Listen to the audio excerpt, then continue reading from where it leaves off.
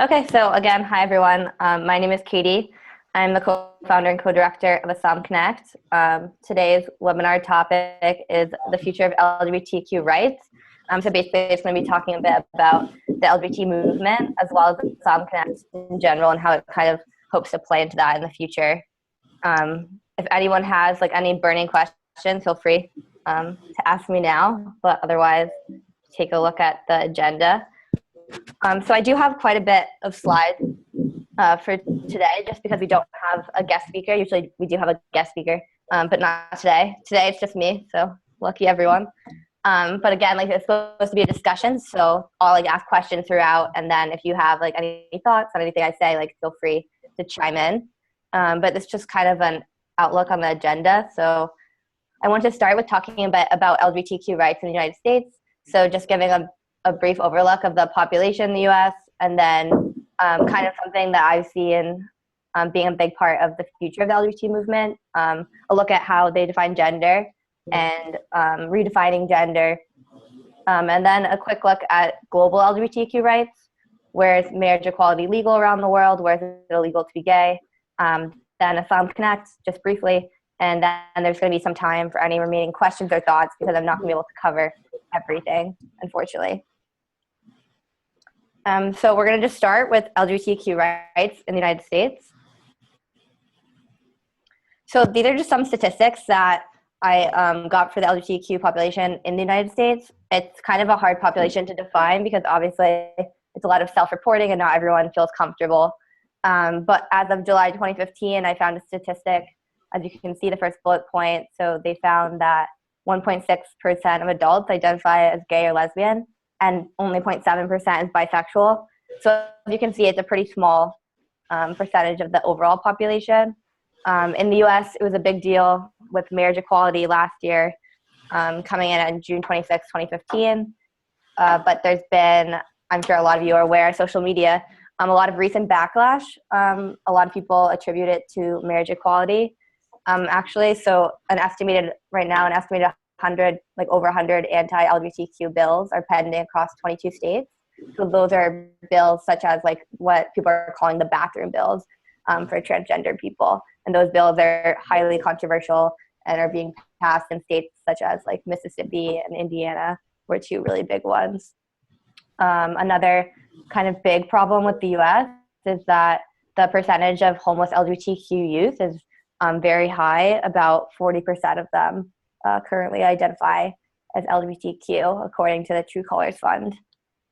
Does anyone have any reactions or thoughts about this slide?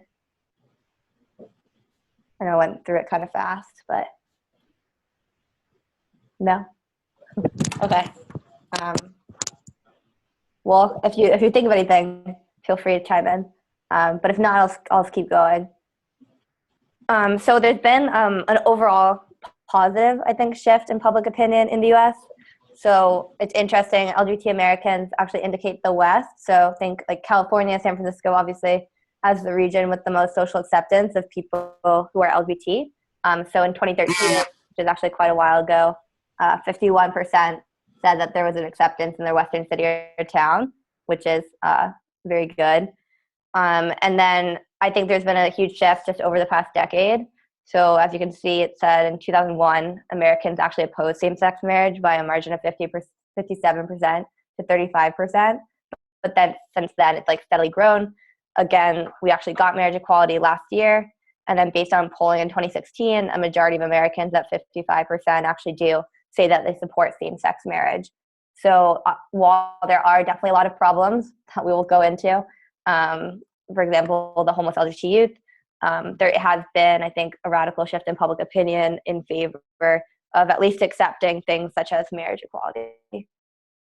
Does anyone have any thoughts on marriage equality or this shift in public opinion? Do you agree? Are you surprised? Julene, any thoughts? I think what we can do is just give it 30 seconds for everyone to just read it through. And if anyone has any comments or questions, they can share it then. Okay. So just wait right now? Yeah. I know the silence can be uncomfortable, but it's good for people. Yeah, I can't see people. Okay.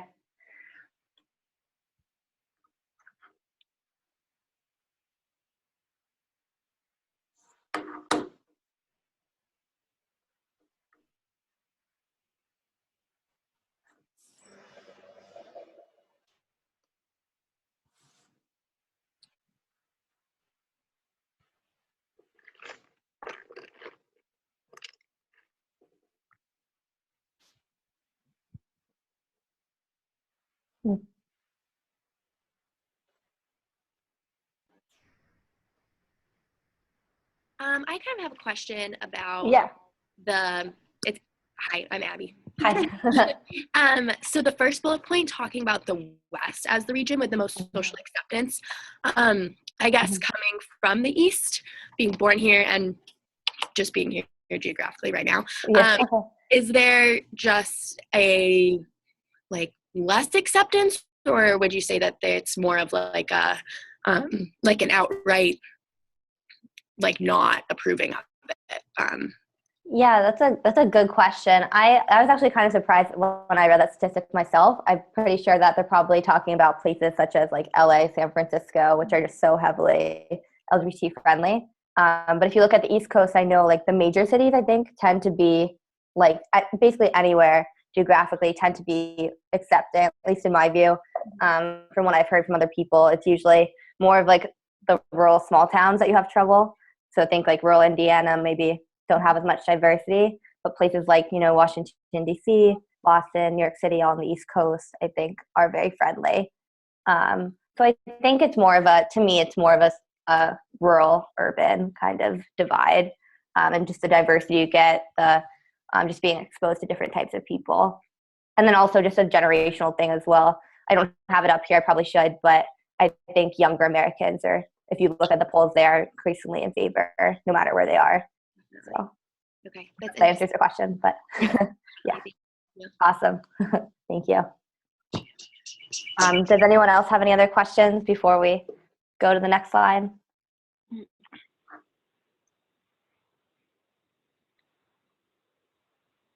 No. I hear someone. Do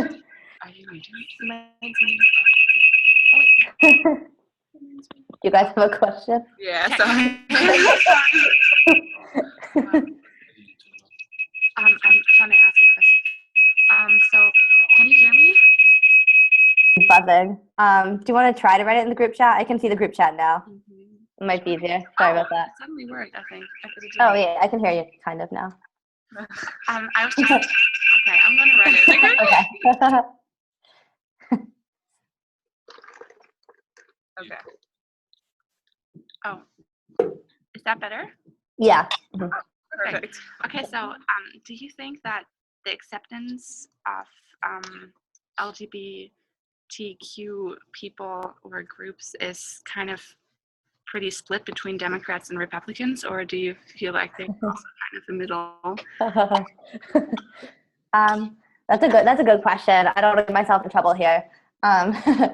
But I mean, honestly, I don't think it's split down the middle. Let me be fair. I think, again, age is a big part of it. I think even if you look at young Republicans, I think you have hopefully a good chance of acceptance, but I would definitely say stereotypically Democrats are, more liberal. If you just look at the policies that Republican people try to or are in favor of putting into practice, a lot of it is unfortunately kind of anti-LGBTQ if you do look at the fine print. So I would say Democrats are more leaning towards inclusivity in terms of legal rights, at least. So maybe I'm not going to say Republicans are all anti-LGBT, but some of the legislation that they proposed in the past have been anti-LGBT for conservative values. So, but again, I can't speak for all Republicans. Thank you. Yeah, no problem. Does anyone else have any other questions on this slide?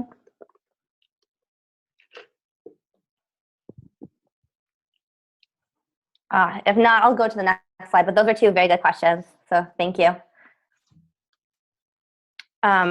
So what now in the US? So again, that was a very, very quick overview. Obviously, there's a lot more to be said, but I really kind of wanted to focus on what I think is going to happen in the future. So even the acronym LGBTQ is new. So when I was growing up, I never heard like LGBTQ. A lot of the times it's just LGB, and you just stop after the B. So I emphasize TQ because those are the newest letters that I think over the years are going to be have a lot of progress to go and are more up and coming terms. So one example that I like to use is the Huffington Post. So I don't know if you guys are all familiar with the Huffington Post, but it's a major media publication. So they used to be called Gay Voices, and they changed their title to Queer Voices. So I write for the Huffington Post, and I woke up and it was called Queer Voices now. And so I was, very surprised, and I thought that that's like a very interesting change of being a major media publication. It's a big deal that they changed that one word. So I thought that was really interesting and really indicative of where the movement is going. So I kind of wanted to look at why they did that, because to me it was very interesting. So a big part of it is people in the LGBTQ movement are trying to reclaim the word queer in the US. So traditionally it had very negative connotations, but a lot of people are now saying that it's the most inclusive word. It's more inclusive than, just saying gay. They're talking about how it's an empowering word to speak to and about the community. And then as you can read the bullet points, I'm just going to paraphrase it here. But they're referencing how much progress has been made since the Huffington Post launch of Gay Voices in 2011. So they reference here marriage equality. To Laverne Cox, who's a very famous transgender actress, actually had the cover of Time magazine, to then Miley Cyrus actually coming out as pansexual. So there's all these changes, and now people are kind of saying, what do we call this movement? And a lot of people are in favor of queer. Also, a big thing with queer is that it's supposed to have a real emphasis on intersectionality. Queer is not just about including like gay, lesbian, bisexual, transgender people, but also including more marginalized populations. So you can think of that as racially marginalized or economically marginalized. So it's just basically the argument to me, as I understand it, is that it's more inclusive, it's reclaiming this word, just more people can be encompassed under this word. Does anyone have any questions? I don't know if you know about this. So my school, I go to Holy Cross in Worcester. Okay. They just had a new thing that they started this past year, I believe. And it was for the housing system at my school. Mm-hmm. Basically, if you identify as queer, you're able to house with who you identify with. So if you identify as a girl, you can live with girls, and that's how it works. I was wondering if you knew anything about that on other campuses, because I was personally really surprised that my campus incorporated it, because we're a Catholic school. So it's yeah. So that's really cool. Thank you for sharing that. That surprised me. I'm familiar with Holy Cross, and I know it's Catholic. I went to school, I'm from Rhode Island, so I know some people at Holy Cross. But no, that's really cool. I'm trying to think if I've heard that. I haven't looked at Penn's housing. I went to University of Pennsylvania. I haven't looked at their housing policies just because I was living off campus, so I had no reason to. But I think I have heard of people being able to do that at their schools. I think it's more of a growing trend, hopefully, that I think will be more in the future. Also, as I mentioned previously, the bathroom debate of, if you identify a certain way, should you be able to use this bathroom is another huge question that I think also has a lot to do with housing. But yeah, that surprises me, just being a Catholic school. I think that's great though. Yeah, that pleases me. So yeah, thanks for sharing that. Does anyone else have any other questions about queer? I do have a definition coming up. I realize now I probably should have put that first, but that might be helpful at this time. So I'm gonna go ahead. Okay, yeah. So the Huffington Post, this is how they define queer, and I really like this definition, so that's why I put up here its own little slide. But it says queer functions as an umbrella term that includes not only lesbians, gays, bisexuals, transgender people of LGBT, but also those whose identities fall in between, outside of, or stretch beyond those categories, including genderqueer people, intersex people, asexual people, pansexual people, polyamorous people, and those questioning their sexuality or gender, to name just a few.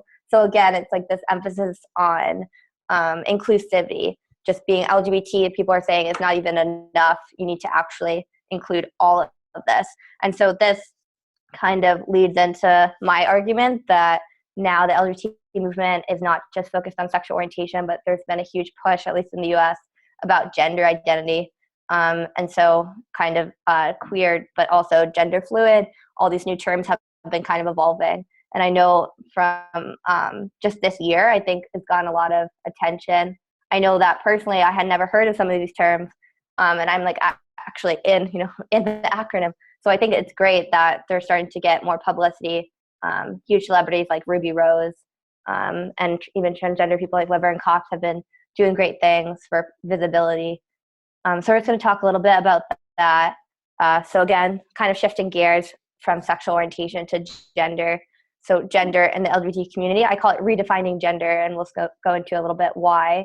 But before that, does anyone have any kind of final thoughts on, or lingering thoughts on the sexual orientation, or what we just talked about? I know I went kind of fast before we talk a little bit more about gender.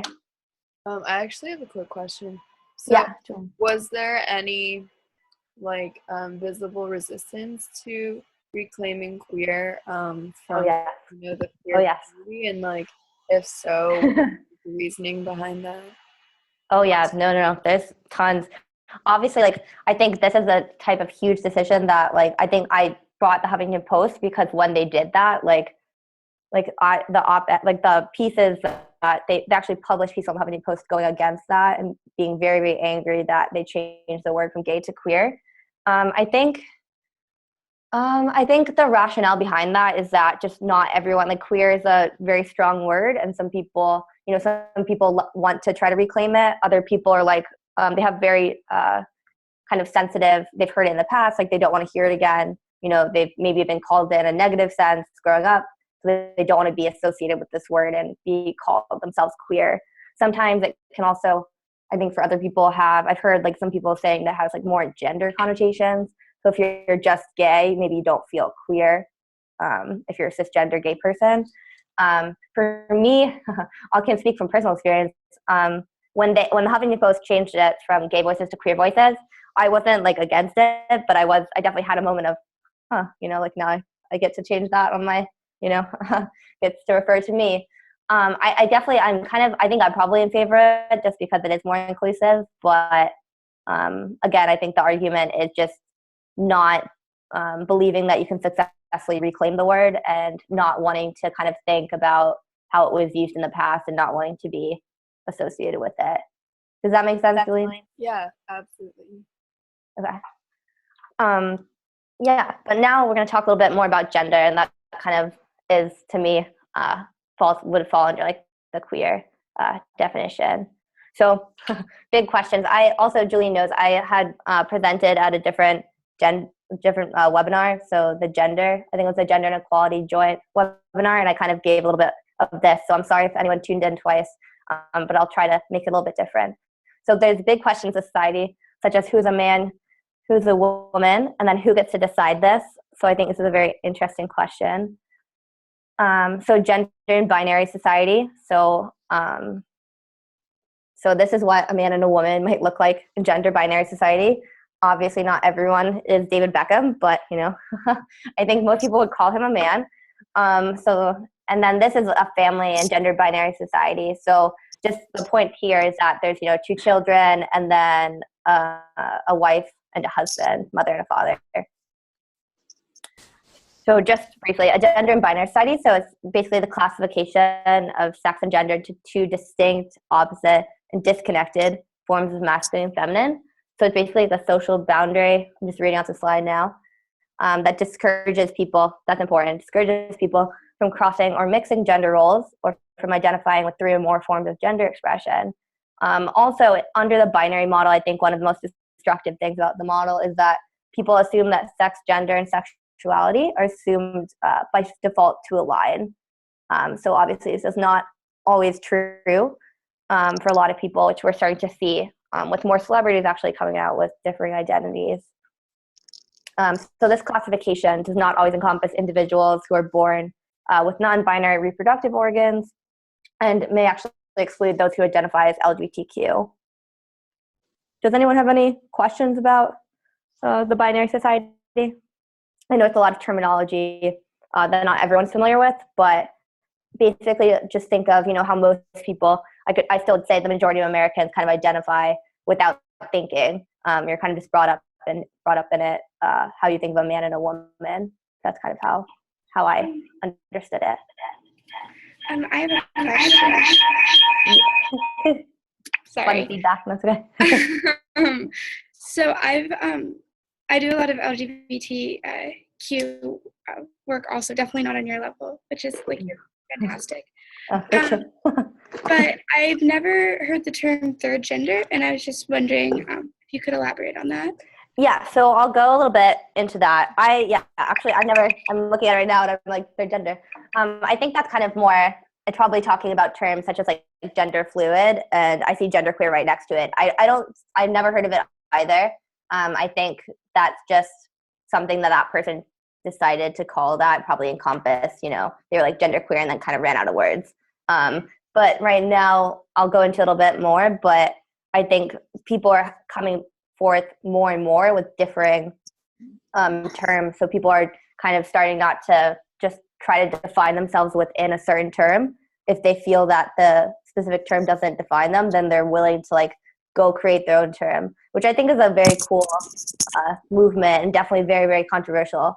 And where kind of the LGBTQ movement, I think, has gotten a lot of blowback so far from people that just don't understand that point of view. But yeah, that's a good question. I can get you like a more thorough answer after this, but I'd have to do some research. No, it's all good. Thank you. Yeah, thanks for the question. So just a little bit about gender in the LGBTQ community. So again, we just talked about binary and now gender more in the LGBTQ community. Oh yeah, I forgot about this. I have a fun quote. So sometimes the bravest act is just the courage to be ourselves. So I just take this quote because again, of what I'm saying is more and more people are actually having the courage to come forth and say maybe controversial things that people don't fully understand. Well, I think it's great. So that's from Where Love is Illegal. I don't know if you guys know what that is, but it's a very successful campaign that's basically devoted to shedding awareness on LGBT rights globally. I definitely encourage you guys to check them out. So distinguishing between sex and gender. So these two things are actually different. So sex refers to biological and psychological characteristics. It refers to basically male or female. Gender, on the other hand, actually does refer to behaviors, roles, expectations, and activities in society. So it's more cultural learned significance of sex. So it's masculine or feminine. So LGBTQ movement focuses on gender identity. So we're going to start with transgender people. So transgender people are people whose gender identity differs from the sex assigned to them at birth. A very famous transgender person right now, again, is Laverne Cox. I think she's on, Orange is the New Black. It's a great TV show. A lot of people are familiar with her work there. But she's done an incredible amount of good things for the transgender community in terms of visibility and advocacy work. As she says, it's more than just our bodies. The transgender community is definitely getting a disproportionate share of feedback or criticisms right now in the U.S. movement with, again, the bathroom bills. I think in terms of the acronym, when you look at LGBTQ, the T is definitely the least accepted nationally. People just, for some reason, just can't seem to accept transgender people. But Laverne Cox, I really like how she says, it's more than just our bodies.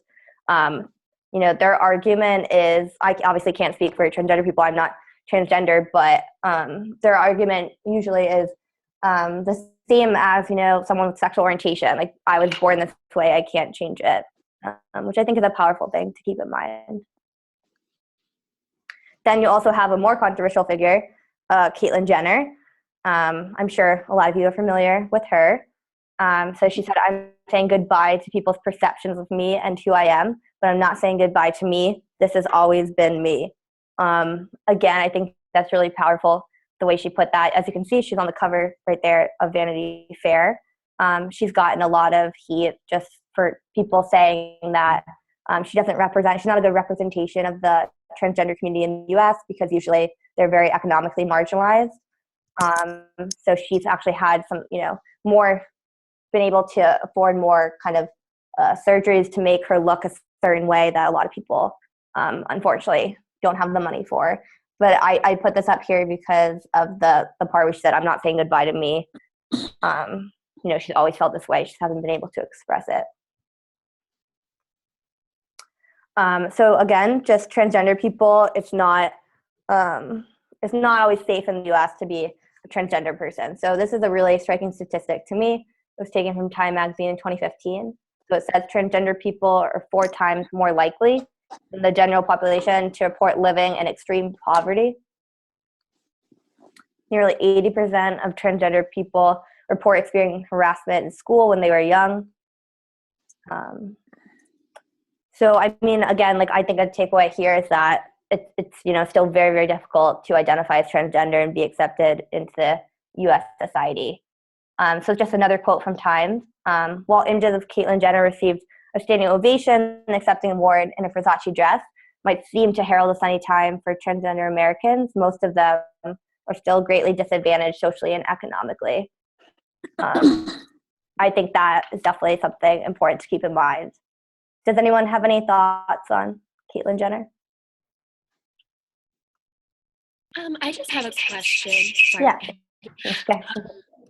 About this economic disadvantage. Mm-hmm. I guess where does that kind of originate? Is it because, if you know this might be kind of too big of a question, but do you know if it originates from the lack of acceptance into the systems of education and jobs, or if it stems from somewhere else? Yeah, so I think it's systematic. I think it's a lot to do with a lot of people's families don't accept them. You saw the statistic: 40% of homeless LGBT are homeless youth identified as LGBT. So I think a lot of times transgender people are, unfortunately, I've seen a lot of documentaries, are disinherited by their parents. Kicked out of the house. They're young. They don't have anywhere to go. Transgender, if you're doing surgeries, that can be very expensive. It can take a lot of money, and then also employment is a huge issue for transgender people. A lot of the times, transgender people won't get jobs or will actually get fired if their employer or their prospective employer does find out that they're transgender. The reason for this is, probably again, cultural, social acceptance. People just aren't willing to hire them if you don't have a job. How do you get housing? Then people end up homeless with no real means to support themselves. If that makes sense. So I think that it's systematic and that needs to be addressed socially so that they have economic opportunities. Thank you very much. It's really Thank you. That's a great question. Does anyone else have any other questions? No? Okay. Well, it's a very interesting topic. So if you think of any other questions, feel free to stop me. But I'll keep going. I have a question. Okay. Hi. You talked about transgender people undergoing surgery a lot of the time. Is that a large part of the transgender population? They feel like they want to get surgery? Do most of them do that? So that's a good question. I don't have a statistic on how much a percentage actually do get surgeries. I do know that that's definitely not everyone's choice. Some people, feel uncomfortable enough with themselves that, if they just dress a certain way or, be able to call themselves a certain thing, that's enough for them. I think it's a very personal decision whether or not to actually undergo the surgery. So even if I had a statistic, I'd probably say it varies on the person. But yeah, that's a great question.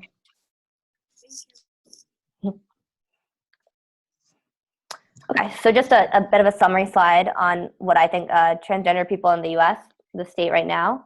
So the main point is that despite Caitlyn Jenner, despite Laverne Cox and all their successes, and despite all the progress that has been made, I think it still really remains dangerous for transgender people in the United States, unfortunately. So 2016, we're in 2016 right now, has actually been called the most dangerous year for transgender Americans. I think that's very striking. I think a lot of people see marriage equality and they're like, oh, the LGBTQ movement is done, enough is done. But then, you see that statistic and you see all the other statistics, and I think there's so much more work to be done. And then there's kind of this idea of marriage equality in the US as actually being a catalyst to ramp up discrimination against the transgender community. So people on the other side are actually using that as an excuse that, the LGBT movement is out of control, and they're actually using that to kind of attack, unfortunately, the T in the acronym. I've definitely seen most attacks are being targeted towards the transgender community as opposed to the gay community or the lesbian community or the bisexual community. So a question that I had before is just, how can we reduce conflict and promote peace to make it safer for transgender Americans? That's definitely not an easy question, and not one that I have, a full answer to. My thoughts on that would just be, again, like raising awareness, social acceptance. I think from my kind of small advocacy work, I would say that a lot of the times how you can break through to these people is just having in-person presentations, putting a face on the issue, hearing someone's story as a fellow human being, I think can be really effective, which is why I keep harping on like Laverne Cox, because she's, an example of a human being. It's a lot harder to, say that she doesn't deserve rights if you're looking at another person. Does anyone else have any other thoughts on that question or the transgender community in the United States? I have a comment, not so much a question, but Oh yeah, go for it. Bullet point. I mean, this is speculation, but I'm guessing that part of the reason why it's become more dangerous is because the community has more visibility now, which is a good thing. And that's just like, what are ways to make it safe for people to come out. Yeah. You can't just tell people to, just be yourself and everything will be better. Like, clearly. Yeah, definitely. So yeah, I don't know if you know of any organizations that like work in that area specifically. But I mean, yeah. I mean, like Julian, I can send you a list of organizations people are interested in looking into it further. But there's definitely some organizations. I think, yeah, thank you for mentioning the visibility. I think, again, visibility is a huge problem. I think that's definitely one of the reasons why the transgender community is being targeted. Yeah.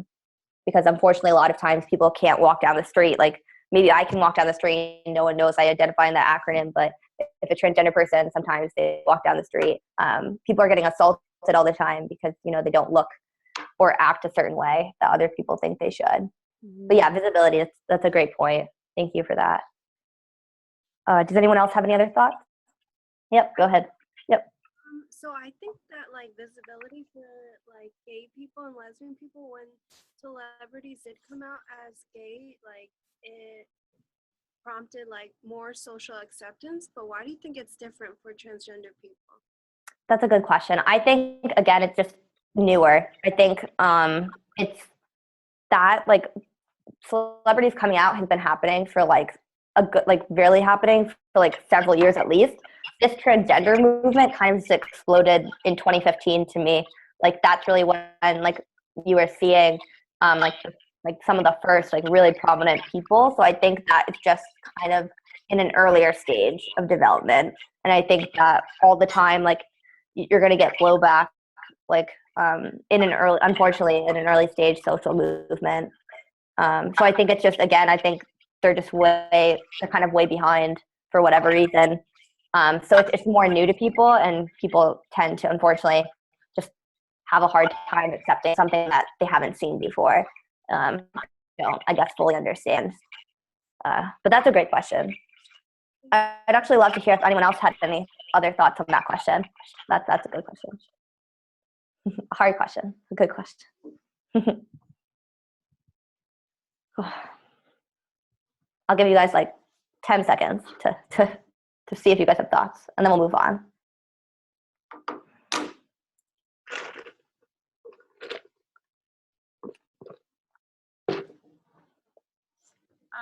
Hi. Hi. I don't know how to phrase this question, and I honestly don't know that much about it, but it's something I'm curious about, so I thought I'd ask. Yeah, go for it. Anyone specific in who's like publicly condemned being gay, lesbian, transgender, but has themselves been identified as that? So someone maybe like in the Republican Party who's really against it, but then like Oh. I don't know if that exists or if that's something that. Oh no, it definitely exists, unfortunately. Oh, there's yeah. I'm blanking on names, but yeah, I mean, I don't. I probably wouldn't say names anyway, but there's definitely been quite a few like political scandals where people are very, very advocate for anti-LGBTQ legislation. You know, very like just very aggressive, and then like very homophobic, and then it's like a scandal because you find that they were on Grindr, you know, like the gay male app, or like they had a boyfriend, or they were cheating with their wife with a guy. Like it's all, so unfortunately, like that is actually a thing that sometimes, like very homophobic people sometimes actually do identify as that. Has that been coming up in media like a lot, like public figures or? I mean, like I've definitely read about it before. I think honestly, when I read about it, it doesn't really surprise me anymore, unfortunately. But yeah, I mean, like the media definitely likes to run those stories. I don't think maybe it's gotten as much attention as it deserves, because I do definitely think that that's really interesting and kind of kills their argument a little bit. But yeah, I mean, that's really interesting. But yeah, definitely. Like if you were to Google that, you would find people 100%. Yeah. Mm-hmm. Any other thoughts, guys, before we move to gender identity? A little bit different. No. Okay, so this is kind of the next section I was going to go over. So breaking through the binary. So this is not transgender now, like transgender people, being born a man, now identifying as a woman. This is actually people who think of gender as a more fluid spectrum. So this would be like where the third gender, whoever mentioned that, this would fall under that. So non-binary, so no longer just man or woman. And so I put some celebrities here because, again, I think that we can all agree celebrities definitely increase visibility. So on the left, we have Jaden Smith, and then Miley Cyrus and Ruby Rose, all very famous people. So challenging traditional notions of gender. So these are the two terms that, again, there are a lot of terms, but these are the two terms that I think have gained a lot of visibility just within this past year. These are two terms that like I wasn't familiar with until this past year, but the celebrities have done a great job of familiarizing people with them. So the first is genderqueer. So this is a person who does not subscribe to conventional gender distinctions, but identifies with neither, both, or some combination of male and female genders. Gender fluid, on the other hand, is a little bit different. So it's a gender identity, which refers to a gender which actually varies over time. So a gender fluid person may at any time identify as male, they may identify as female, or like any other non-binary identity really, or some combination. So an example is Jaden Smith. So he's, Will Smith's son. I don't know if you guys know him. But as you can see, he's wearing a skirt right there. But he's a 16-year-old rapper and actor. He's really famous because, again, he's Will Smith's son. And I put this quote here. It says, "Broke the internet with repeated appearances in skirts and dresses," because when I read that, I was just like, why should that break the internet? Like, why do people care so much if Jaden Smith wants to wear like a skirt or a dress? I think, to me, like that's never really made sense. I think, he's not hurting anyone if he wears a skirt or a dress, and it really shouldn't have the power to break the internet. So to me, that was like very like disturbing. Like it's amusing, but it's disturbing. Does anyone have any thoughts about that quote or kind of movement towards the challenging traditional notion of gender and it being more of a spectrum? Do you guys know people who identify this way? Are you familiar with them? Like in person, at your schools?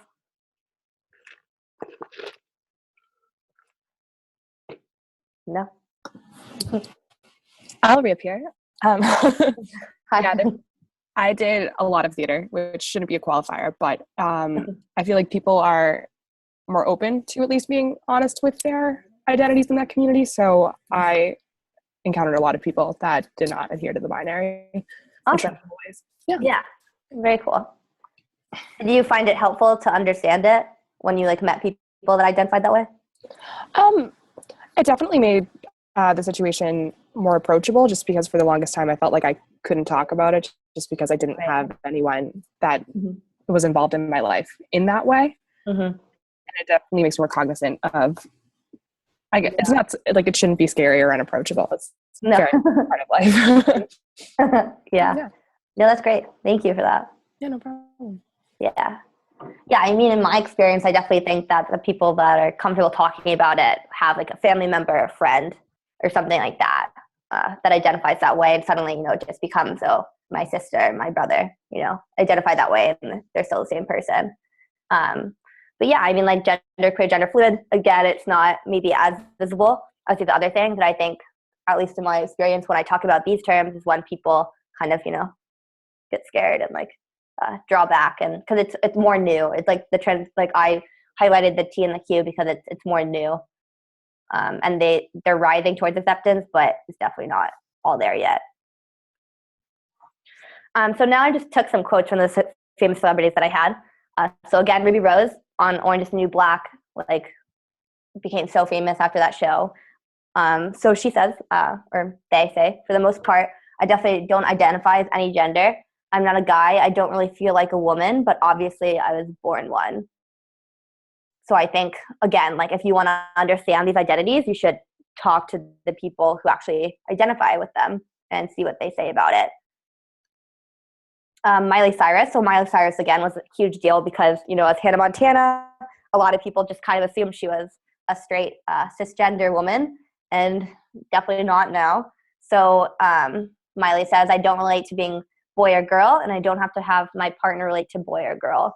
So here it's not just a comment on gender, it's also a comment on sexual orientation. Again, I think it's just important to recognize that those things don't align.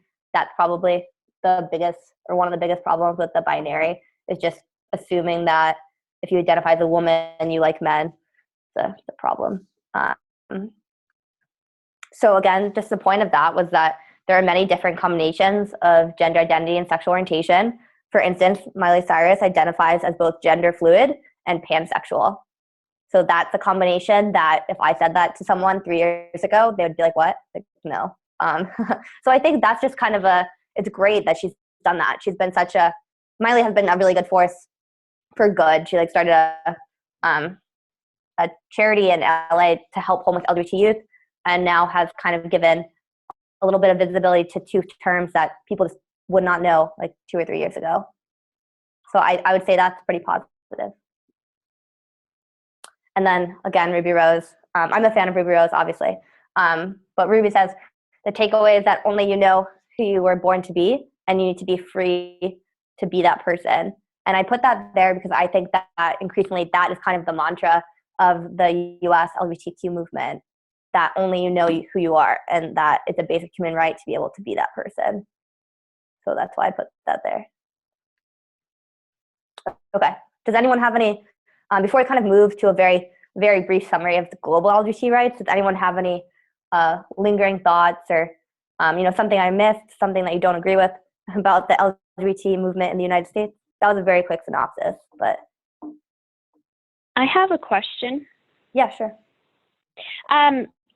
So I'm doing this volunteer thing for the Laboratory to Combat Human Trafficking, and so we assist victims, and we have to be aware of LGBTQ and how to better help and understand them. And so we were going over pronouns and how to refer to them, and one of the ones that I didn't know was they. Yeah. And so it's not he or she, it's they. I just wanted to know if you would talk a little bit about pronouns and how to refer to people. Yeah, it's a great question. So when I don't know if you noticed, but when I was saying, I was talking about celebrities and I said she, and I was like, oh no, they, because I saw myself doing it. Yeah, pronouns is definitely really, really important. That's becoming increasingly important, I think. So what she just was saying was that a lot of people that don't identify, as male or female, that identify as genderqueer or gender fluid actually would prefer to be not have male or female pronouns be used, so like not he or her, but actually they. So like plural pronouns to be used because those don't identify with a gender. So it's kind of like I don't think there's one way to like go about asking people. There's like an increasing movement in the LGBT, or like thought process in the LGBT movement that you should be asking everyone what pronouns they prefer. But sometimes I guess the bad part about that and the unfortunate part about that is that if you ask like someone that identifies, like I can't really imagine like asking one of my friends that identifies as cisgender straight female, like, oh, what pronouns do you want to be referred to? Sometimes, unfortunately, that would offend people outside of the LGBTQ movement because they'd be confused by it. But so it's kind of, but then like the problem with that is that then the people that do identify outside of the spectrum then have to go out of their way to tell you that they want to be called they pronouns. And that can often be a very difficult conversation. So it is very important to give people the opportunity to change their pronouns. I don't have I'd have to give some thought to that before I made any suggestions on how to do that. I guess my only thought there would be that if you thought that this person, or if you knew that this person identified outside the binary, I would definitely ask them, oh, like what pronouns would you like to be referred to as? And then also just be cognizant of maybe, you know, how they refer to themselves. I think that can really be telling. Sometimes people will just put in conversation and then just take note of it and say, oh, like this person prefers the they pronouns. Does that kind of answer your question? That's a really good question. Yeah, absolutely. It does. Thank you. Okay, great. Yeah, but definitely pronouns. Thank you for bringing that up. Does anyone else have any other lingering thoughts on the U.S. LGBTQ movement? I actually just have like a quick like response, or not response, but Yeah. what I'm talking about. Something that I've noticed happening on my campus is in any situation where you know, a group of people are meeting for the first time, or like you're at an orientation, it's become kind of the norm in a lot of these settings. So like, along with introducing your name, you just introduce like what pronouns you use as well. So I think just gradually making it like an expected thing every time you meet a bunch of new people, I think might be. That's great. Yeah. To go about it. Yeah. And you go to Tufts, right, Julian? Yeah, it's pretty. Yeah. I was thinking. Yeah. I was like, wow. I haven't heard of that. Yeah. Well, unless like it's an LGBT meeting. That's great. Yeah. Mm-hmm. So yeah, in terms of like how do you want it to like be accepted? Ideally, I would definitely say that would be ideal scenario. Yeah. Is just having everyone do that, because that really gives people like the opportunity. I think one of the hardest things about maybe identifying within the LGBTQ movement is just when to come out to people, you know, when to tell people your gender identity. It might not be the first thing that you want to say to someone you just met. So I think that, yeah, that's fantastic. Yeah. Thank you for sharing that. I was not aware of that. Does anyone else have that at their schools?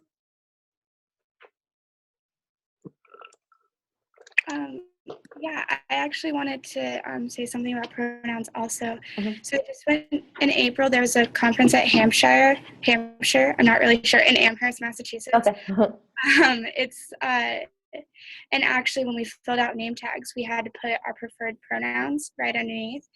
And there's actually, so there was he, she, they, and then there was Ed. Okay. Yeah. And I guess that's that term is also used for, would that be used for gender fluid individuals also? Or I was just wondering, because I didn't have like the confidence to ask anybody. Oh yeah. Because I didn't want to like ask too many questions or anything. So I was just wondering, you know, exactly like what. Yeah, I've definitely heard of that. I feel like it's gender fluid, but after this, I can definitely look it up for you and like send you. I don't want to say anything that's wrong. Me talking about this part of the LGBTQ community is like very interesting, because I don't personally identify within, you know, the T or the Q. So when I talk about this, I try to be very like, sensitive to that issue, because I can only speak so much, just not being my personal experience. But yeah, I believe it's gender fluid. I believe that's correct. But I don't want to tell you anything that's that's wrong. I appreciate it. Thank you. Yeah. But yeah, thanks. Does anyone else have any other thoughts about pronouns before we move on? Or any of what I just said? It seems sort of objectifying. It seems sort of dehumanizing when you refer to a person as it. It's a bit confusing to me, but I guess it's a personal choice too. It's it. Yeah. Yeah. Yeah, not it. Well, why ID? How would you use that? They is the one that's most common in terms of like what I've seen, definitely, and the not behind the they, How would you use it? like they are. It's a little bit confusing to people who've never heard it before because they often think it's like referring to multiple people. But you would just use it as you would just talking about two people. So they are doing something would be how you would use it. Because it doesn't have a gender connotation is why people are choosing it. Does that make more sense? Yeah. How do you use the ID then? It would just be used in the same way as that. Yeah. Thank you. Yeah, no problem. Yeah, I mean, that's the other problem is that it can be quite confusing and that if people don't feel comfortable enough to ask, how to use it, then it can be, how will it gain mainstream if people don't understand how to use it? So I definitely, whenever anyone asks me questions, I definitely encourage you guys to ask people that actually do use these pronouns questions. I mean, obviously try to do it in a sensitive way, but hopefully usually people, if you do it in like a tactful way, they'll be able or willing to try to answer your question and try to help you understand. At least that's been my personal experience. But yeah, those were all great questions. If anyone thinks of any other questions, then feel free. We can always return to US. Yeah. Okay. Eunice, yeah. Why can't they just stick with their name? Like when we refer to them?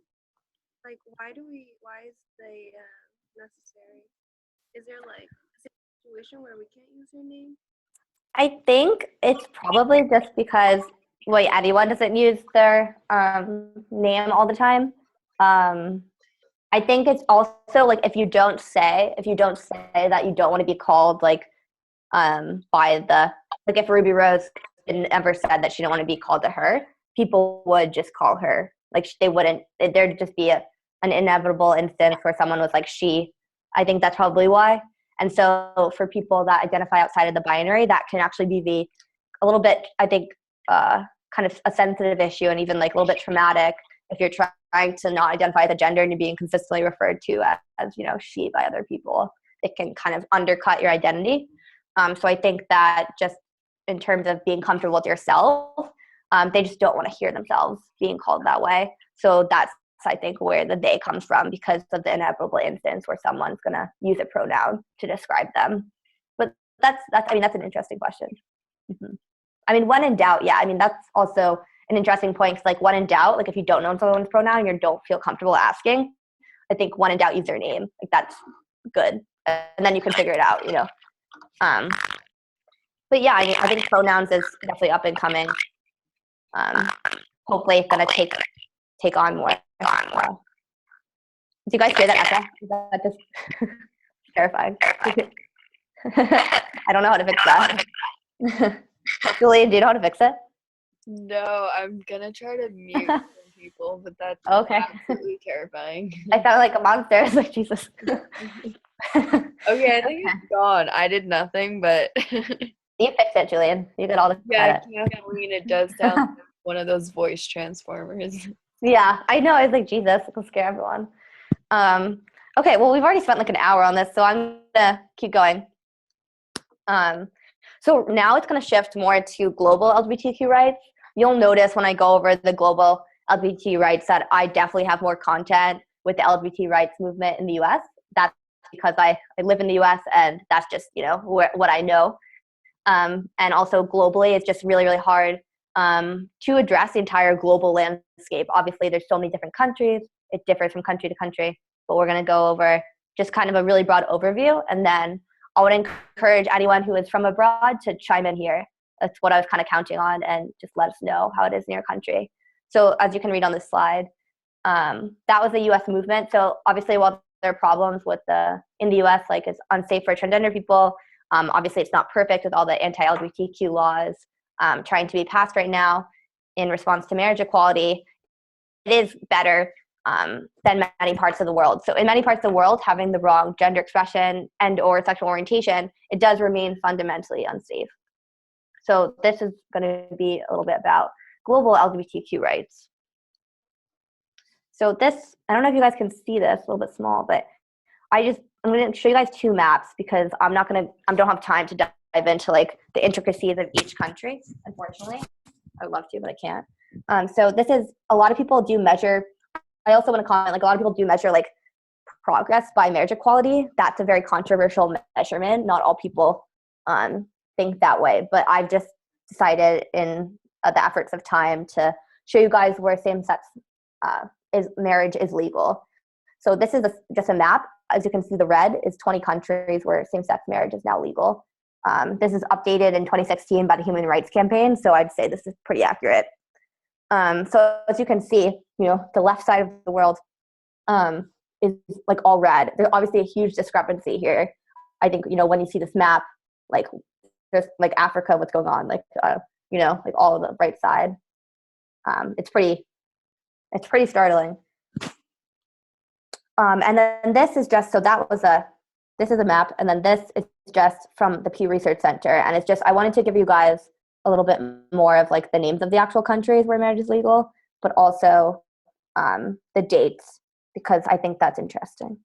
So if you want to look at the dates, so you can see the United States on the right, 2015. So it's actually one of the latest countries, which everyone, is very interested in. You have other European countries that got marriage equality pretty late. So you have Greenland, Finland, Ireland, all 2015. Then you have one of the newest, Colombia, 2016. I'm trying to look for the earliest one. The earliest one seems to be Belgium, 2003. And then it also says countries where gay marriage is legal in some jurisdictions. So there's Mexico right there. Does anyone have any thoughts on the map? Yep. You're gonna say something? Any thoughts?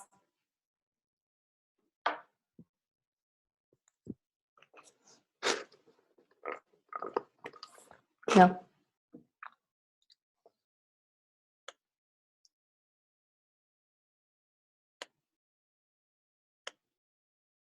Okay. If no one has thoughts on the map, I will keep going.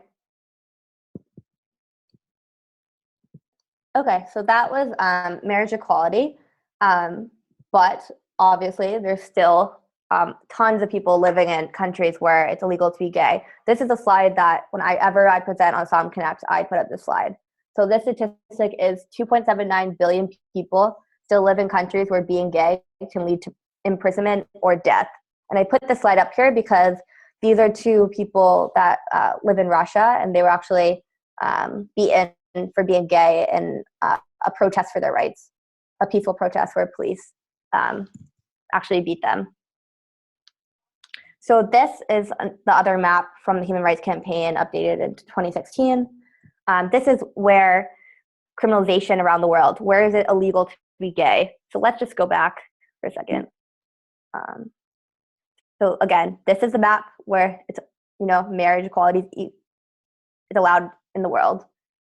This is the map where it's illegal. I mean, I think we can all agree, this looks very different.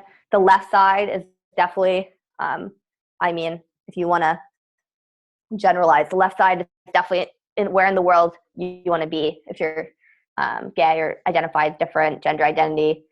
The right side, the orange is where it's illegal. So according to the Human Rights Campaign, there's at least 73 countries where it's illegal to be gay. The black is actually where it's punishable with the death penalty. So right now, as you can see, it's actually punishable by death still in 10 countries. Yeah, I'm sorry, it's a little bit hard to see, but I can send Julian these links if you guys want to look at it further.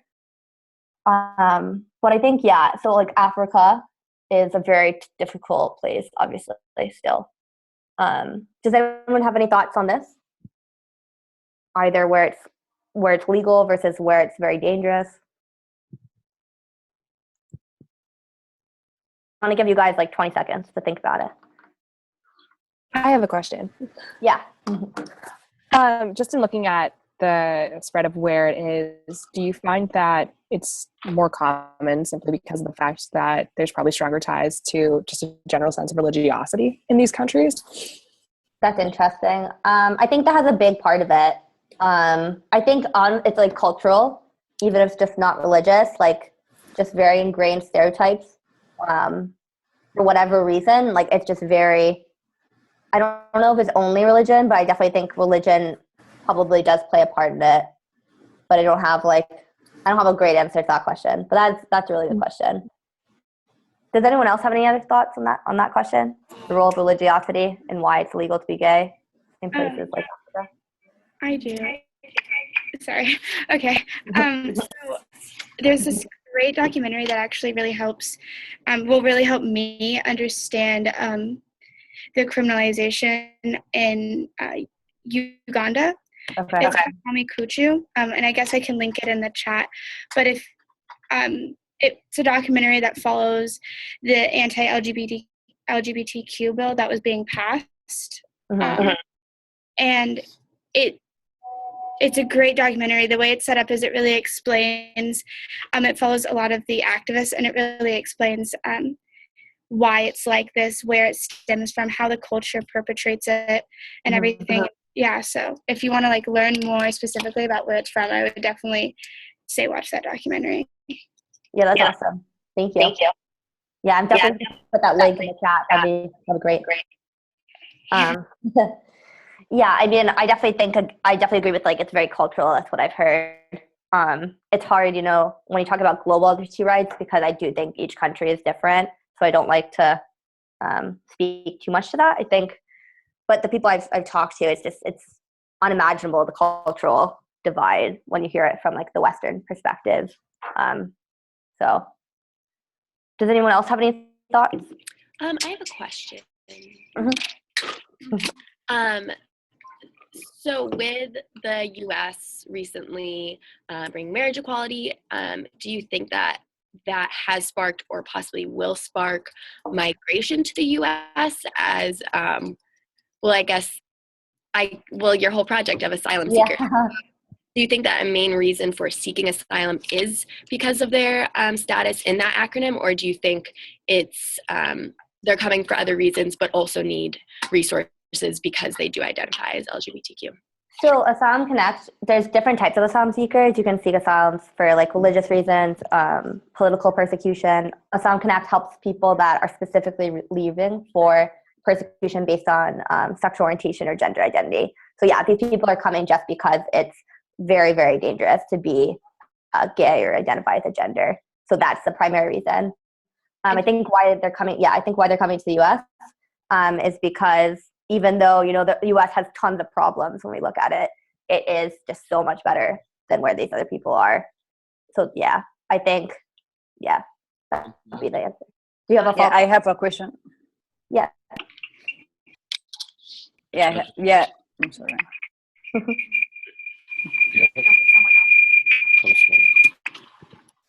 Yeah, I have a suggestion. Or that's all. Yeah.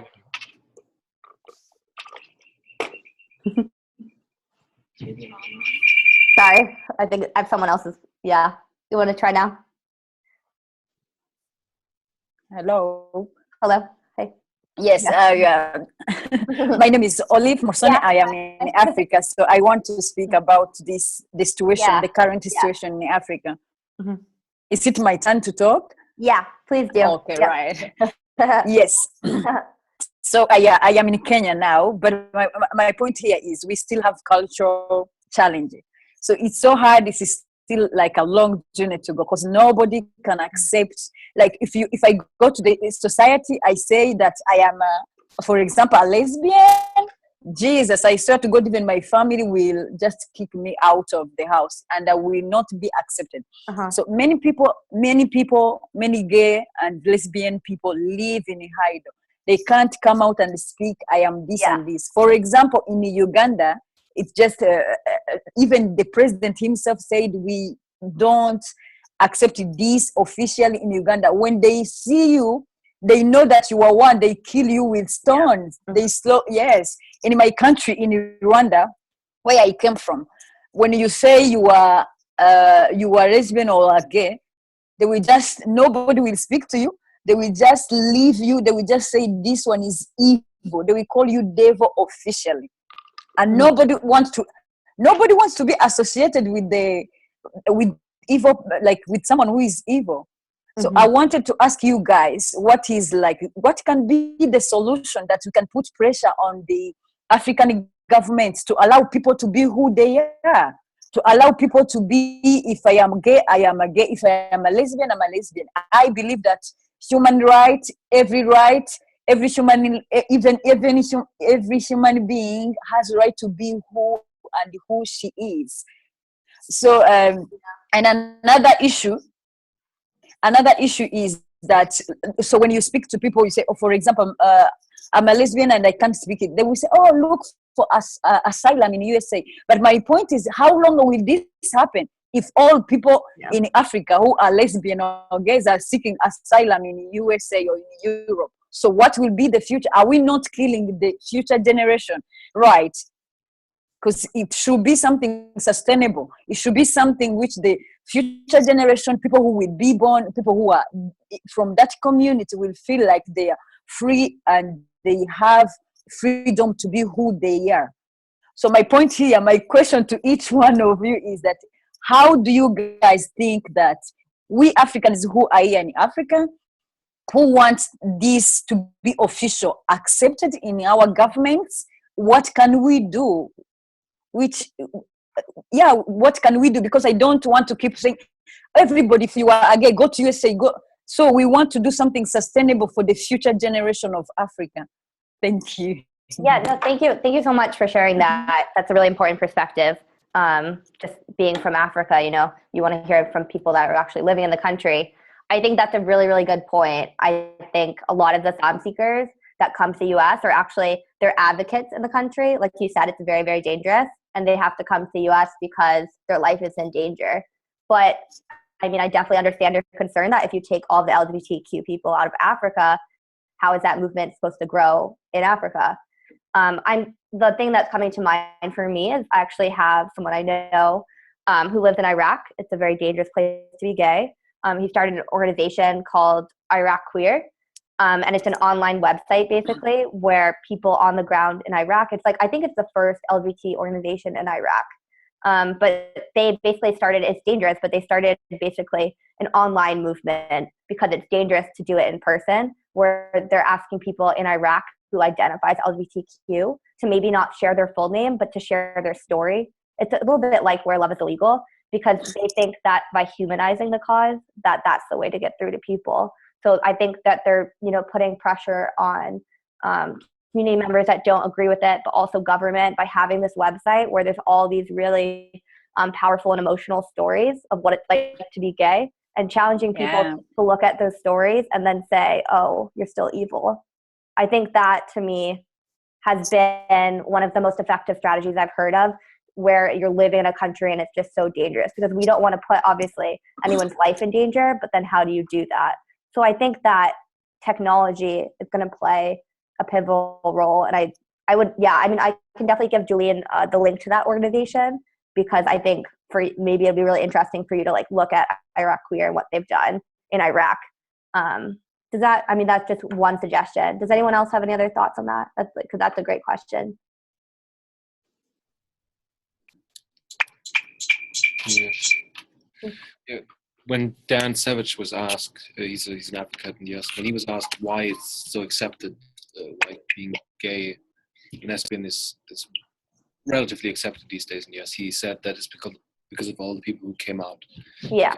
There's a lot of people know their colleagues, members of family who are out, and when it's close to you, you're much more empathetic about the situation. But I understand that there's coming out is not an option for many people in parts of the world. But yeah, it will be long and difficult, and until people have friends and understand that it's not something else, it's something that. Yeah. Not gonna happen. Yeah, definitely. I would again say probably back to technology. I think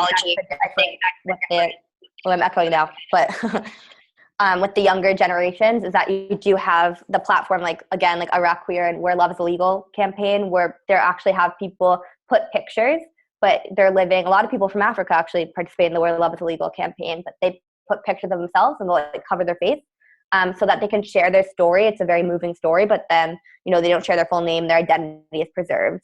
So that's kind of like, it's not perfect, right? Like you would love to share your full name and story, but you also don't want to be in danger. But also just being able to share a little bit of the story will hopefully help to humanize the cause. I think at least in the US, where it is safe to do in-person presentations, that's always what I recommend. But obviously the US is very different than Africa. So, I mean, that's a very, very good question. I don't think anyone can give you the perfect answer to that, unfortunately. But yeah, I mean, does anyone else have any other thoughts on that? That's because it's a very open-ended question right now. Hi, I have a question. Sure. It's for Olive. Okay.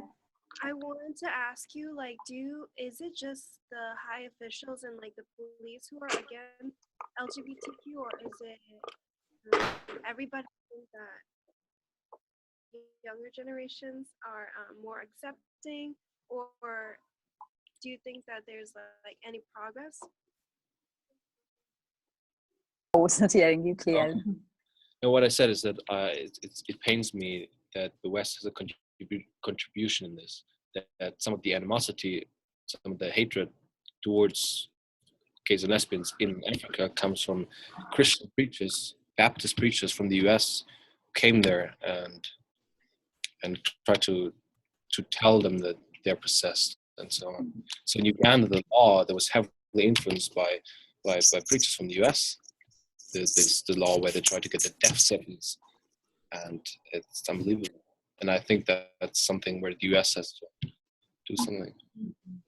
Oh yeah, like in Africa, we had Christianity came from the West, and those people they came up with this idea of God.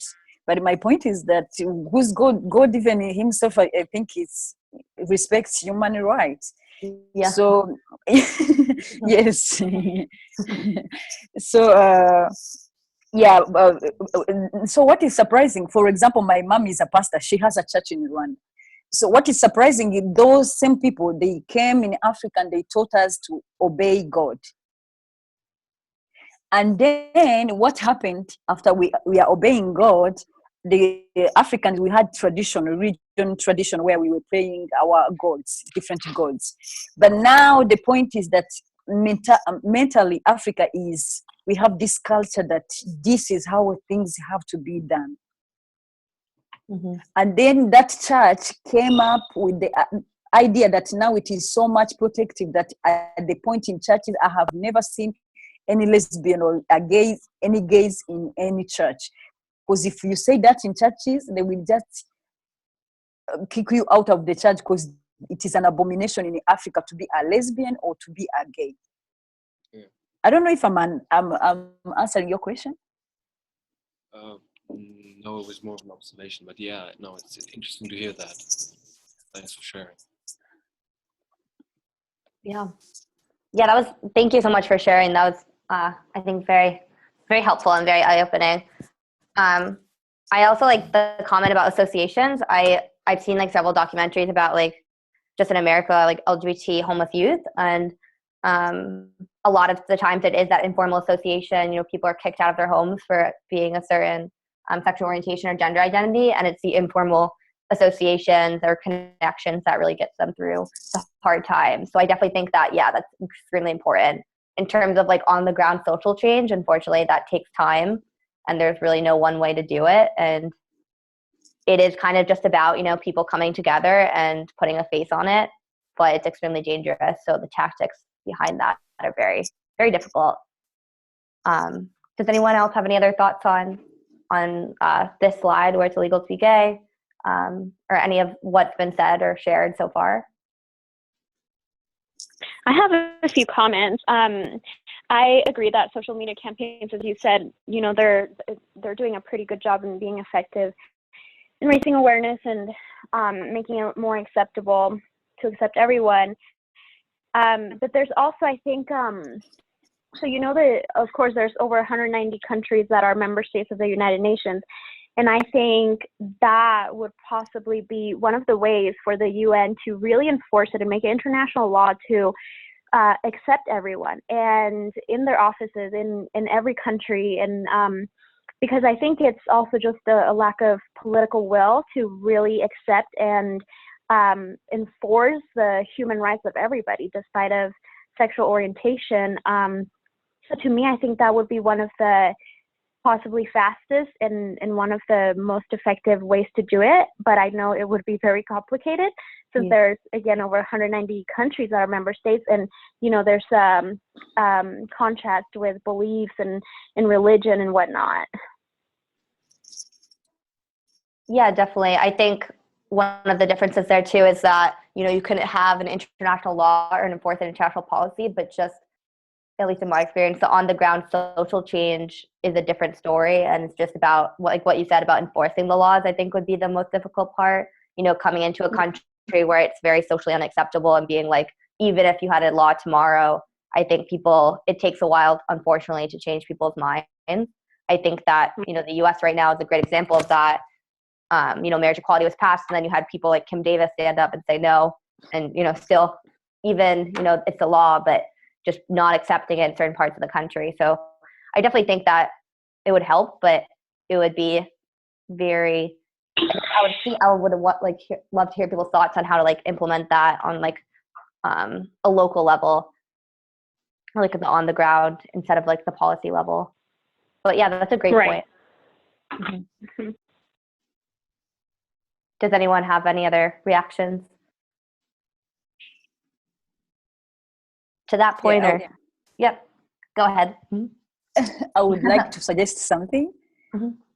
Yeah, if you guys, you have like some community, or if you have like strong community or association, maybe we can organize something in Africa with people who already have, with people who already accept this officially. Like if you know community, gays community, maybe we could organize like an event in Africa. We call them, we tell them, even if you are this, there's nothing wrong with being who you are.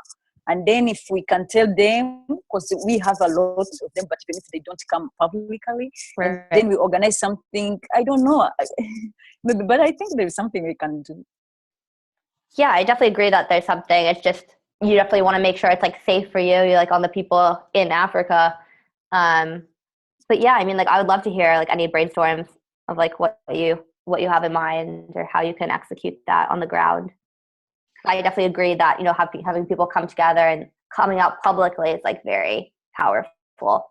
And I think when people start to understand, you know, if like family members, hopefully it's your sister, your brother, your daughter, you know, then hopefully it starts to get a little bit more normalized and people just realize that they're people. So it's a great point.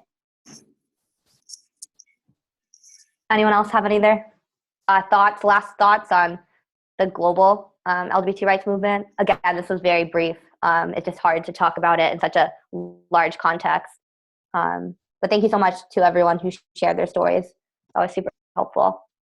And we do appreciate it. I'll give everyone like 10 seconds to think of if they have any other final thoughts, and then we're going to move on to talking a little bit more about AslyumConnect.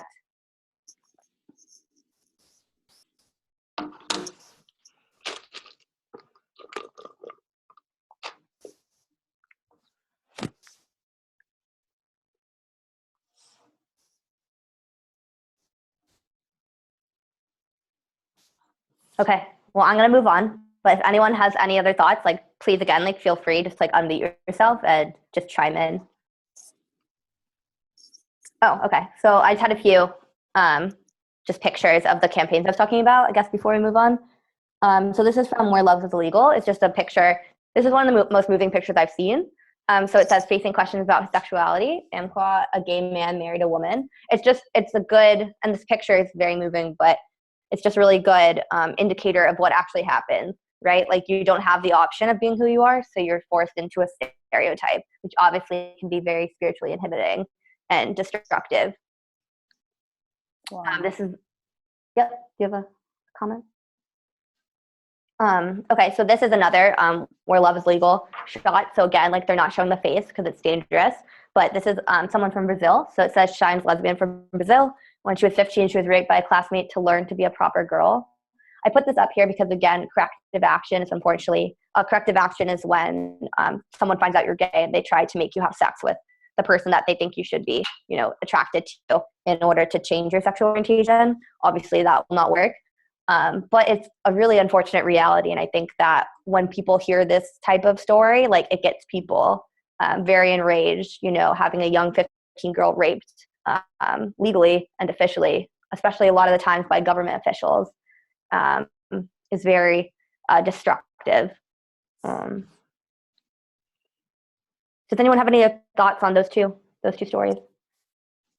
I mean, it's a very unfortunate reality. And if you're interested in hearing more stories like that, again, like I'll send this to Jillian to send out. But the Where Love is Legal campaign, does share a lot of these stories. So if you're interested in seeing what actually happens, people. Yeah. Okay, this last one. Shan is a lesbian from Brazil. When she was 15, she was raped by a classmate to learn to be a proper girl. That in Africa, it is a say, and it is like an obligation, if I can call it like that. It means like good girl, behave good. You have to have good manners. Good girl, don't shout. Good girl, don't, like, if you are raped, you don't have to say it. That is African culture. You have to be a good girl and behave in a certain way. If you are raped, we have so many cases of girls who are being raped, and their mothers tell them, don't say it. Yeah. For example, when I was 4, when I was 4, I was raped by my cousin, and it was never spoken. When I grew up and I finished the university, that is when I started thinking, oh, maybe that's why I did not like men all of my life. Because when I was 3 years and a half, and my mom did not say it. And when I asked her, she said we were not. That could have been a bad image to our family, to other families. So there is this behavior of being quiet when things are going wrong, when you are being sexually abused in Africa and you are a girl. Most of them are tending to be quiet and be silent, which is so bad. I wish what I think now, I was thinking like that when I was 3 or 4, because it could have been maybe not affected me psychologically. Yeah. Thank you for sharing that. That's terrible. And I think what you said about silence, it being a problem, is so true. Yeah, so true. Does anyone else have any other thoughts on kind of that, the silence and how to get past that? I mean, that's, yeah. Can I ask a question again, please? Yeah. To Olive, yes. Olive, would it be an option to do more campaign around to focus on sexual violence rather than equal rights for gays and lesbians? Because sexual violence seems to be a big part of the problem, and especially that it's viewed as legitimate in special cases. But if you focus on that in general, I mean, you know what I'm trying to say? I didn't express it. Do you mean like doing what can be done to stop or to reduce sexual violence? Yes, because there are certainly organizations that are trying to influence that, that try to stop that. Is that an option? How you can get engaged with the topic without having to directly confront without having directly to confront bisexuality, lesbian. Yeah. And sorry. Yeah, I think it's about like a mentorship program, empowerment program. You educate girls. For example, in Kenya, there is a Kenya Girls Guide. They go to the villages they go to those schools of poor kids, girls, and speak to girls about sexuality and speak to kids about sexuality when they are still young, which I did not have when I was young because it was not yet there. But it's not enough because it is few. Like all girls are not like all girls and boys when they are still younger. They don't get that opportunity to be told what is the reality, to be introduced, to be taught the life skills. When you are, because in African culture, like your mom will never talk to you or your father something about sex. It's an abomination. You should not say that in African culture.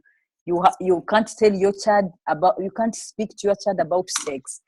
So a few organizations are starting up something to do with the girls, educating girls and boys to educate them about sex, which is still not enough because they are few. So the solution should be like speaking to those girls and boys when they are still young and talk to them about sex, the consequences, the truth about their bodies, the building them the confidence of not being quiet. If someone abuses you, it is my right not to beat. If someone comes and touch you at your booms, you know that is wrong. So kids should not be like silent. If someone does this, I should not make noise, I should not say. So they become very self-confident when they are still young. We have to change I believe that the only way to change people is to change their mentality. So we have to find a way to talk to parents also, telling them it's okay to tell your child about sex. It's okay to let your child be who she or he is. We need like to educate programs, educating parents, not only parents, but also building a mindset in the kids when they are still young about sexual knowledge. Yeah. Thanks. Thank you. Thank you.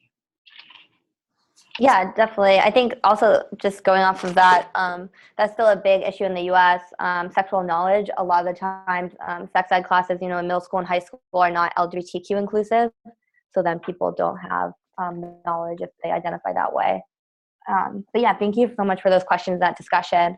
I actually think Julene, she messaged me. I can't see the group chat, but she says that she can read aloud a couple of the questions that you guys have put in there. So Julene, do you want to go ahead and do that? Yeah. All right. So from Zoe and Mary, they asked, are there Christian groups that try to combat the image that Christianity excludes LGBTQ people? And the second question is from France, who asks, we see that religious people are often resistant to LGBTQ rights. Do you think there's a way to reconcile religion and LGBTQ rights? So they're very, I think, tied together. To religion. Okay. Thank you for those questions. I guess I can go first. So there's definitely ways to tie those together. I personally have friends that identify as Catholic, Republican, and gay. Some people are like, how can you identify as those three things? But, it's a misconception that you can't. Those things are not mutually exclusive. I think people in their minds just assume that they are. So one of my friends is, he's a big, he actually was part of the AslyumConnect team this past year, but he was a big advocate, and he played a big role in, I'm blanking on the organization's name, but it's like it's like a Republican conservative organization, but it's like the LGBT wing of the Republican Party. So oftentimes those people are religiously affiliated, but they are all identify as LGBT. So yes, there are definitely organizations that exist like that, at least in my experience.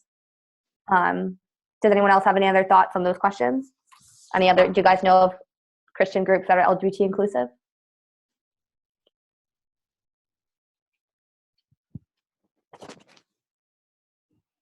No, not so much. Yep. Sorry. So I'm Catholic, and that's been a big issue just in the Catholic Church that I really don't agree with. I worked at a church last summer in downtown Boston. That was a Catholic church that was very inclusive of LGBTQ people. But it's just a hard issue because I think a lot of people are really set in stone about what they believe in the Catholic Church, and they're not really open to new ideas. So that's very difficult. But I was really proud to work for a church that was inclusive. So I do think there's hope. I just think it's hard because a lot of people that are Catholic are very traditional and not very open to like accepting LGBTQ people. But I do think there's hope, especially seeing that there's some churches definitely in Boston that are inclusive. So hopefully it'll continue. Yeah, thank you for sharing that. I mean, it definitely does exist. But yeah, I mean, I've definitely seen like, I think it honestly, like, it's gotten better, and it depends on, for a lot of people, like I said, identify as LGBTQ. If you're born into a religious group, probably it varies according to your personal experience. I was raised Catholic, and I went to a Catholic boarding school, where unfortunately it was not too inclusive.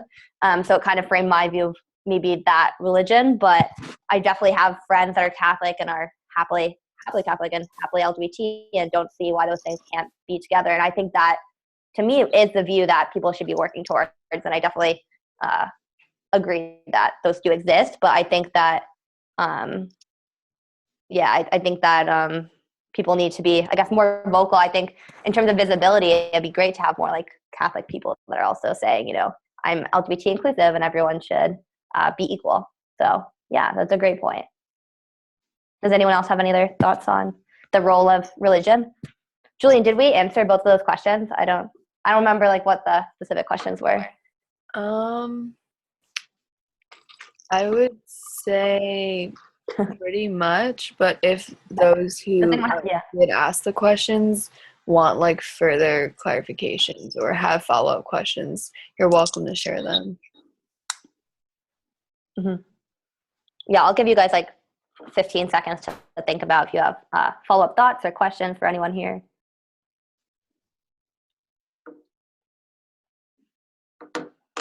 Yeah, I have a suggestion. Mm-hmm. Is there any way like association of this community in the USA can do like, because the countries, or there is a way we can bring together the accepted countries community to come together and write a document or something asking the UN to pressure the states in Africa to allow people to be free. So something like that. I mean, I know, for example, it was like a big deal. The United Nations recently had like the first Security Council on LGBTQ rights. That was a big deal. So they were coming together for the purpose of discussing the global state of LGBTQ rights. So just beginning that discussion, I think, was very important. In terms of what we can do, I would have to think about that.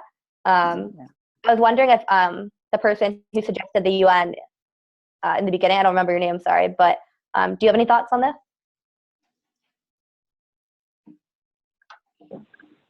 Could you repeat that?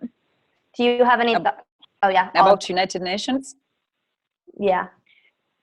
Yeah, I was saying that there is a way like a countries who association of the community in the countries which are accepting LGBT officially. There is a way they can write and keep pressuring United Nations to pressure the countries, African states, African governments to allow people to be free, to give them their freedom, to allow us to have programs telling people about even if our culture says this, but human rights, this is a basic right of a human being.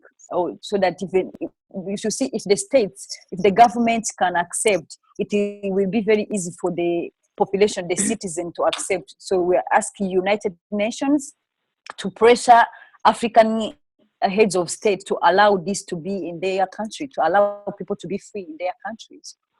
I want to live in my home. I want to be home, but I have to live in Kenya, not in my country. Yeah, no, I think that the UN could do, influence, have a huge impact and influence. But in general, with anything, there are so many laws in place already and programs and whatnot, and they're just not being respected because people are, they stick to their beliefs and, be it for religion or whatever. But I do think that things can be enforced, and I know not all of the African countries are member states of the UN, but those that are, not necessarily put new programs or laws, but just enforce them, and create campaigns that are going to take place in each country or that are going to support the rights of LGBT. And, I think, well, obviously the universal human rights, they cover everything, like respect for everyone to respect people despite sexual orientation, but those rights are violated every day, not just with just respecting people for sexual orientation, but just rights in general, for children too, rights to have a childhood and whatnot. But I do think the UN has a lot of power. It's just lack of political will that people and the UN leaders are just not, taking their roles very seriously or just ignoring because it's not part of their beliefs. But it can get better, and I also hope that everyone gets accepted, and there comes a day when people will be able to be who they are and live where they want to live. Yeah, definitely. Thank you so much for sharing that. All very, very good questions. Does anyone have any last questions before I see that we're getting near the end? We have like 10 minutes. I was going to talk a little bit about AslyumConnect for if you guys don't know what it is. So any last minute questions? We can also take some other questions at the end because I'll try to go through it really quickly. So if not, I'm just gonna start. So AslyumConnect. So again, like we won for you guys interning and familiar with MCC. So yeah, good luck at MCC 16. It's very exciting. But so AslyumConnect won the Millennium Peace Prize at MCC 15. And so we've been working with MCN on our campaign. So this is actually our last webinar. So sad but exciting same time. But AslyumConnect was, so I co-founded it in July of 2014. And I'm going to talk a little bit about it because while the campaign is ending, the initiative certainly is not. So you can there's still time to get involved. But I co-founded it with one of my friends from Penn, going into my senior year of Penn. And we co-founded it because my friend Saeed was actually an LGBT asylum seeker himself in the US. So we took his personal experiences of coming to the United States and not knowing where to go for basic human needs resources. And we said, how can we address this gap and how can we really fill this void? What can we do? So this kind of started, this is how AslyumConnect was born. So we started in July 2014 and then we launched the campaign in August 2015. So I'm just going to go over a little bit about what we do just very, very quickly. So this is a quote that I like to share. Again, I'm very big into having people that actually have experience speak for, because I'm not a former LGBTQ asylum seeker. So this is a quote taken from an LGBTQ asylum seeker from Russia. So he said, I spent all my childhood, all my life in Moscow. It's not the place where you want to live if you're gay. They say you are free to beat gays, to kill gays, and people feel they have the right to do this. I was beaten by police. There's no place where you can be sure you are safe. So this is a reality for, again, the 2.79 billion people that still do live in the countries where being gay can lead to imprisonment or death. So AslyumConnect is devoted to helping people that do come to the United States due to persecution based on their sexual orientation or gender identity.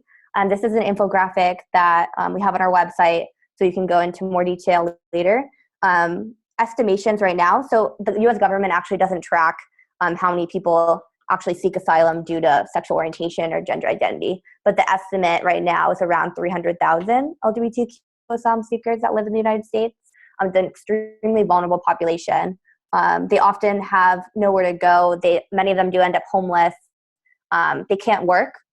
That's a huge part of it. So they can't work until they obtain a work permit, which usually takes at least like 6 months, and they never actually have the right to a government attorney. Seeking asylum is a legal process, and to have someone coming in to the country that doesn't speak English, usually it's their first language, has no real knowledge of the culture of the United States, to not have the right to a government attorney, it just makes it very, very difficult to actually receive asylum.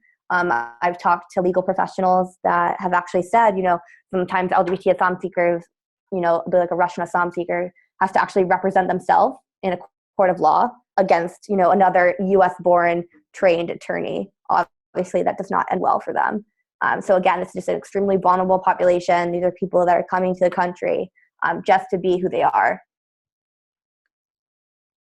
So the AslyumConnect Global Peace Campaign, So that's, again, why we're doing this webinar right now and what we collaborate with MCN for the 2015-2016 academic year. So we really had 3 primary goals. The first is the goal of our organization, so to connect LGBTQ asylum seekers in the US with basic human needs resources.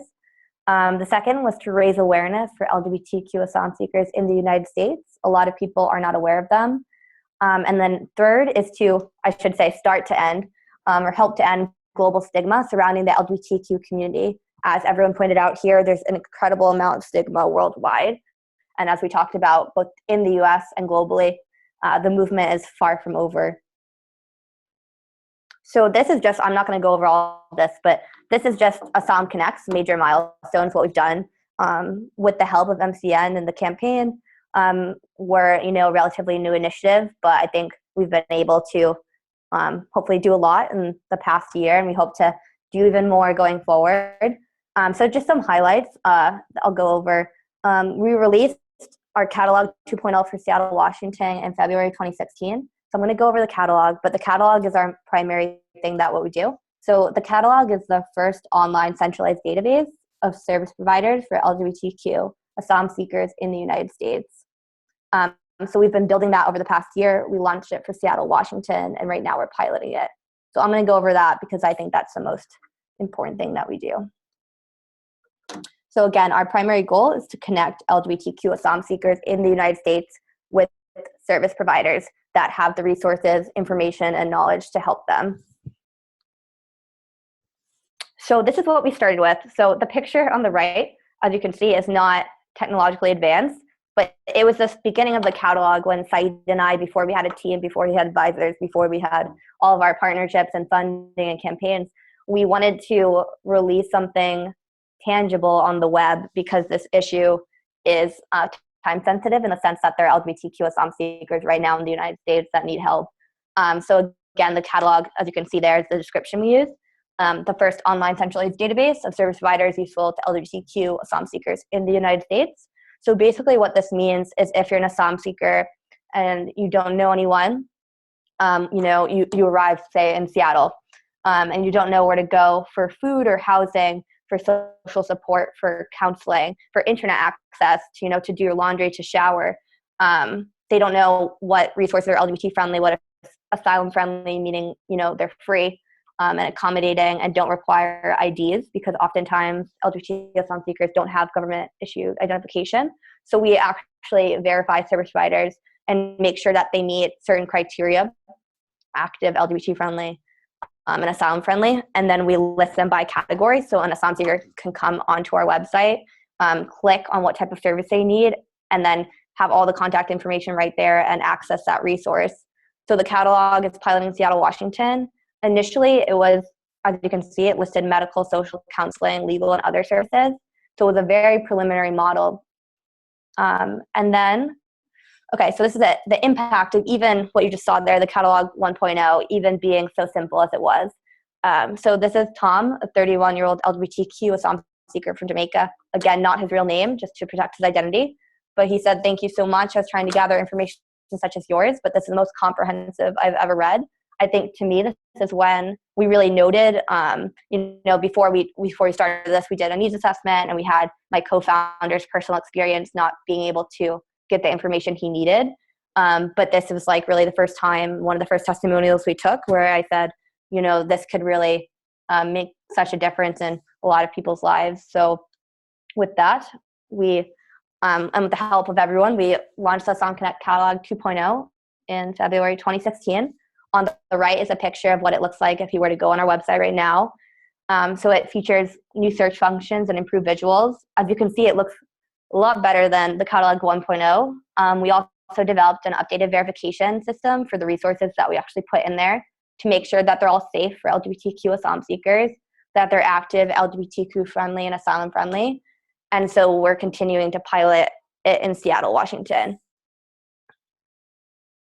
And now I'm just going to go just really quickly over some mock-ups. So what would happen if an LGBTQ asylum seeker went on our website right now to access the resource? So this is what they would find, the Catalog 2.0 landing page for Seattle, Washington. So as you can see, there's a map now. We also have more service services, more sophisticated services, and additional features that we screen for. So is the resource confidential? Is it free? Are there language translations available? We also have new and improved subcategories. This is something that we did to make it even easier for the LGBTQ asylum seeker to actually find the resource that they're looking for. So for instance, the user can select mental health and support groups right now. So if they did that, they could then browse relevant support groups. So this would be all of the organizations that have support groups in the Seattle area that we have verified to be safe for use by LGBTQ asylum seekers. Then the user selects a resource to find out more information. So more information right now is just things, as you can see right there, description, population served, if it's a specific culture, if it's a specific letter of the acronym. So for instance, just bisexual people, the contact information, the website, any additional information that we've picked up from the service provider that they wanted us to let people know, or past users. Also, non-English services available. But our vision is ultimately to transform how LGBTQ asylum seekers connect with service providers in the U.S. So the catalog 2.0 to us is a starting point, but we really hope to build on that. For instance, we think that we're trying to add multilingual translation capacity to the catalog right now, which would translate the catalog into different languages. It's something that we're brainstorming right now how to do that, so it'll make it easier. We're also hoping to scale to actually all major U.S. cities. Eventually, our next city after Seattle is going to be Philadelphia. We're still in the process of piloting the catalog in Seattle, but we hope to have a case study by August. And then definitely check our website for updates on that. And then, I'm going to shamelessly, just before we run out of time, I have to shamelessly plug you can join us. So how you can join us. So right now, all of our staff positions are closed for this upcoming year, but we have something called an associate position. You can read more on our website. I won't go into detail right now, just for the sake of time, but you can see the link right there. You can sign up to translate for us on an as-needed basis. That's always extremely helpful. You can subscribe to our email list for updates, and then we do try to raise a lot of awareness for both our cause and initiative through social media. You can find us on the following sites. Definitely visit our website. It has a lot more information than I just said right now. You can like us on Facebook. We have an Instagram account as well as a Twitter account. And I can also give this to Julian after, because I'm going quite fast. This is just also a quote, so Harvey Milk. So all young people, regardless of sexual orientation or identity, deserve a safe and supportive environment in which to achieve their full potential. To me, this really describes, the mission of AslyumConnect and organizations like AslyumConnect.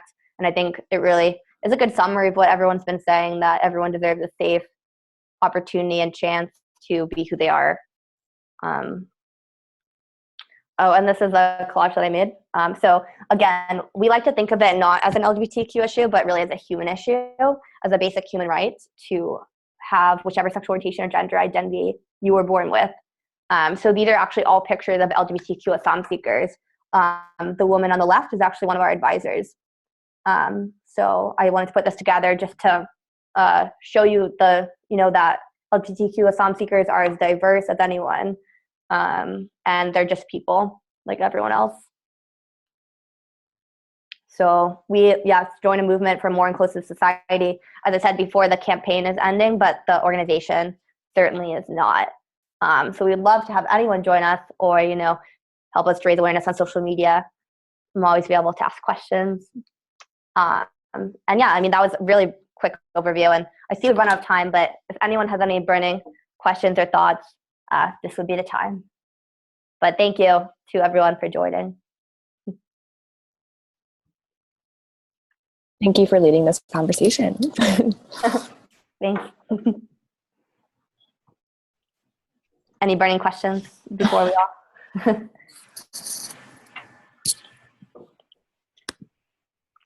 And of course, everyone has each other's email addresses. So if you think of something later, don't hesitate to reach out.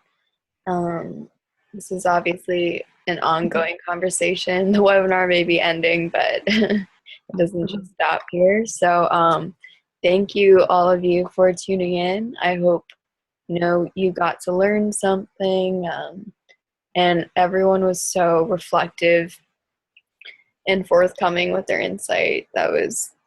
We very much appreciate that. And we will be editing out certain parts of this webinar, so it is safe to post on YouTube. I encourage you to all share it with your colleagues and friends. And yeah, this is the last one. Oh my gosh, Katie. Yeah, I know. So many of them. That's incredible. You do a But I think phenomenal job every time. Thank you. No, you've been super helpful, Julian. Yeah, this is a little bit sweet, but yeah, Yeah. thank you again everyone for joining. Hope you all have a fabulous weekend, and yeah, we'll be in touch. Yeah, thank you so much, everyone. All right, bye. Bye. Bye, everyone. Have a good Friday.